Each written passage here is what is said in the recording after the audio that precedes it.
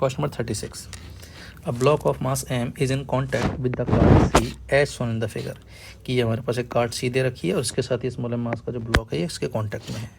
The coefficient of static friction between the block and the card is mu. यहाँ और यहाँ दोनों के बीच में जो स्टैटिक फ्रिक्शन की कोफिशिएंट की वैल्यू म्यू दे रखी है। The acceleration alpha of the card, पूरा कार्ड जो है वो आगे अल्फा से जा रहा है। That will prevent the block from falling satisfy. कि अपन क्या चाहते हैं कि ये जो ब्लॉक है वो नीचे फॉल ना करे।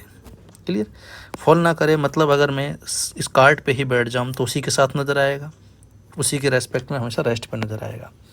तो अगर मैं विद रेस्पेक्ट टू कार्ड अगर बात करूँ तो कार्ड पे ही बैठ जाइए और स्मॉल m को देखिए।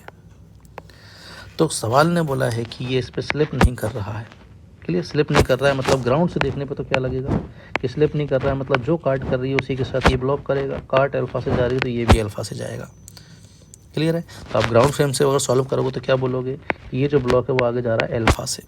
लेकिन अगर इसको रिलेटिवली अगर तुम देखोगे कार्ड पे बैठ के, तो कार्ड पे बैठ के देखने पे क्या पता लग रहा है कि स्लिप नहीं कर रहा है। और जब ये स्लिप नहीं कर रहा है मतलब ये कार्ड के रेस्पेक्ट में रेस्ट पे है।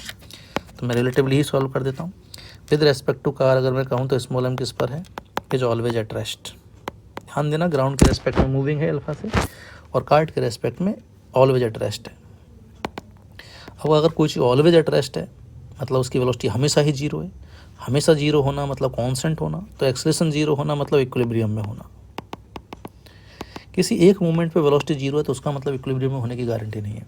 लेकिन अगर वेलोसिटी हमेशा जीरो है तो पक्का इक्विलिब्रियम है।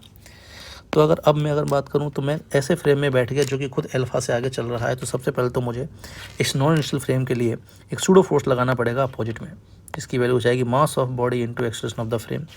तो यहाँ लग रहा होगा इस कार्ड की वजह से नॉर्मल, नीचे लग रहा होगा mg। अब कार के रेस्पेक्ट में इक्विलिब्रियम में है तो नॉर्मल ने बैलेंस किया होगा m अल्फा को। mg इसको नीचे स्लाइड करना चाह रहा है तो स्लिपिंग को रोकने के लिए पक्का यहाँ पे स्टैटिक फ्रिक्शन आया होगा ऊपर की तरफ।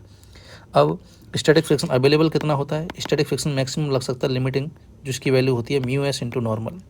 बट लगता उतना जितनी रिक्वायरमेंट है। यहाँ रोके रखने के लिए mg के बराबर की रिक्वायरमेंट है। अगर मैं चाहता हूँ स्लिप ना करे, mg नीचे खींच रहा है तो रोकने के लिए फ्रिक्शन भी कितना चाहिए यहाँ पर mg। मतलब स्टैटिक की फ्रिक्शन की जो वैल्यू है वो mg रही होगी। अब आपसे स्टैटिक फ्रिक्शन नहीं पूछा, आपसे रेंज पूछी अल्फा की। तो मैं कह सकता हूँ स्टैटिक फ्रिक्शन चाहे जो हो हमेशा होता है less than equal to limiting friction. Static friction की वैल्यू आई है mg, लिमिटिंग हाथ आ गया हमारे पास म्यू एस इंटू नॉर्मल, और जहाँ नॉर्मल खुद है m अल्फा के बराबर। तो साफ साफ यहाँ से रेंज नज़र आ रही है कि अल्फा जो है वो g बाई म्यू एस के बराबर या उससे ज़्यादा होना पड़ेगा। अगर g बाई म्यू एस से कम हुआ तो ये ब्लॉक कभी भी यहाँ स्टैटिक नहीं रह पाएगा, स्लिप कर जाएगा नीचे की तरफ। क्लियर। तो आंसर क्या हो जाएगा हमारे पास, greater than equal to g by mu s, मतलब third option will be the correct answer. उम्मीद है सबको समझ में आ गया होगा। नेक्स्ट क्वेश्चन देखिए।